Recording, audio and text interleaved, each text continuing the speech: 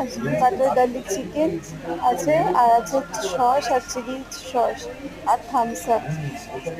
চলো খাওয়া শুরু করি। টেস্ট থামস আপ দিয়ে শুরু করলাম। হুম, হেভি টেস্টি, কোনো কথা হবে না, হেভি টেস্টি হেভি টেস্টি। চলো তোমাদের খুলে দেখায় ভিতরটা কতটা পুর আছে। চিলি সসে নিয়ে খেলাম, দেখো কত সুন্দর লাগছে। খেতেও কেমন টেস্টি।